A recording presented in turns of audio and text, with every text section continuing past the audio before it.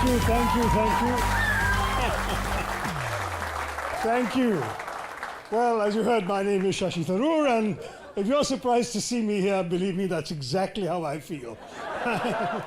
Anyway, I mean, I'm glad and proud to be the first politician to make you folks laugh intentionally. So before I start my set, I think I better ensure that we're all on the same page. So here is a dictionary for your perusal. For your perusal, sir. You'll find perusal on page 410. But anyway, I mean, the fact is that, you know, I am an MP, I guess you've been told. I represent Thiruvananthapuram because any constituency of less than 7 syllables would have been a waste of my linguistic.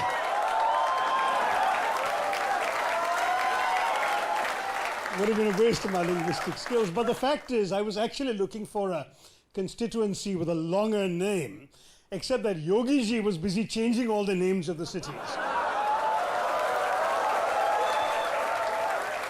And I knew he wouldn't touch Thiruvananthapuram because it already ends with Ram. But the fact is that they keep, here, got my Panama Papers right here, 24 hours of preparation. But the fact is that, the fact is the stuff about my vocabulary is really, really overdone. I had a normal childhood, just like all of you guys. I mean, my parents would embarrass me too when guests came over. Shashi, uncle ko Angrezi bol ke sunao na. And I'd go, Daddy, please. I can't entertain this. Pardon my recalcitrance. Anyway, the fact is that it's really got to a point where anything I say is assumed by people to be more complicated than it really is. Like today, I was ordering lunch at a restaurant, right? So I said, please, may I have a Caesar salad? And this woman goes, oh, Shashi, always quoting Shakespeare.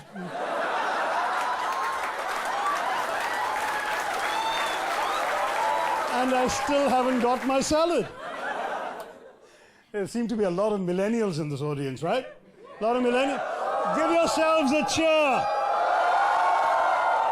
Because nobody else will.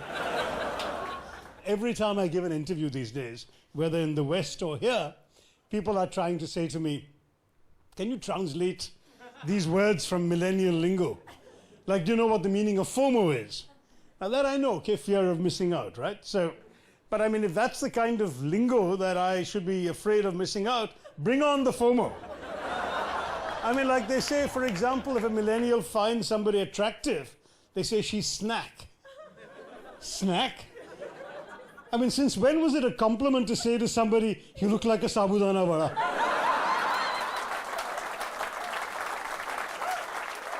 The fact is that I actually, before coming and joining Indian politics, I spent 29 years at the UN, the United Nations. In fact, I was in the room when UNESCO declared India's national anthem the best national anthem in the world.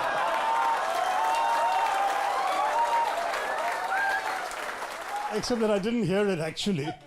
But I believe it because the BJP said so. And, you know, shortly thereafter, UNESCO declared BJP the most truthful party in the world.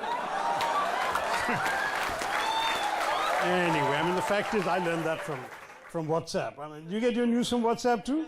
Yeah, I mean, I don't blame you because journalism has gone to the dogs, right? I mean, what are dogs? What do chowkidars rely on when they want to fall asleep? So,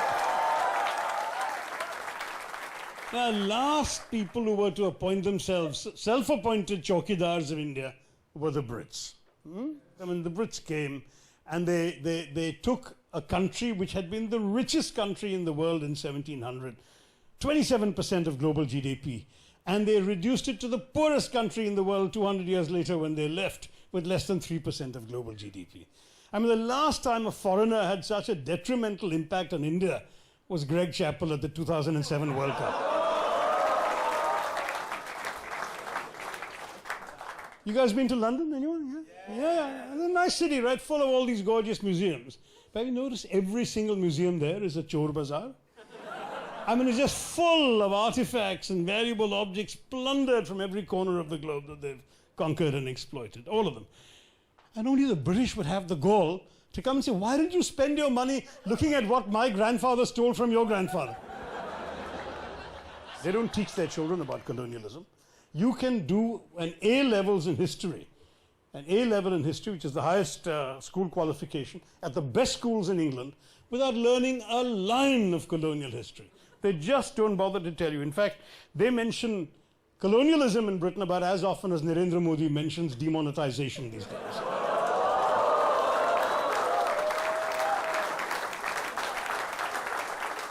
Imagine if they actually did teach their kids about the wrongdoings of their ancestors. And you can imagine going to one of their Starbucks and you place your order, and sure, inevitably they get your name wrong.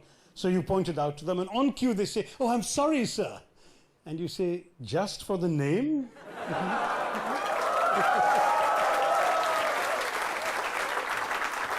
In fact, they gave about as much thought to the welfare and well-being of Indians as they gave Brexit. You know what a massive screw-up that's going to be. You know what's going to happen to the UK's GDP? It's already on its way down, but once Brexit gets fully screwed up, you can just imagine. I think we probably paid Ben Stokes more than Britain's entire GDP post-Brexit. You know, my argument for an apology is very simple. I say, tell the Brits, I'm asking you for an apology because there's really nothing else you can give us. Right? What is it? You gave us cricket, we built a better cricket team. You gave us Benedict Cumberbatch, all right, for that we are grateful. You gave us the English language, and I gave it back to you.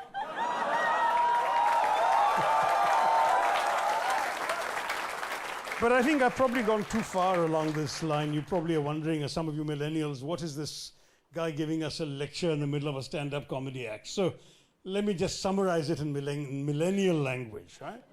So the Brits were lit AF when they saw India.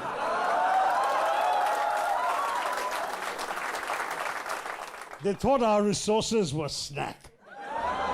So they built this empire that left us shook. But we resisted the empire, Gandhiji and all that, because YOLO. And we drove them out with our non-violent swag. And finally, India can be like, apna time aayega.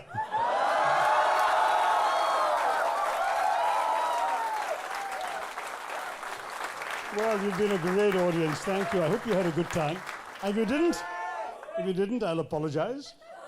After the British have apologized for the East India Company. And Sapan apologizes for East India Comedy. And even if those things don't work, then you can learn from Narendra Modi and just blame it all on Nehru. Thank you.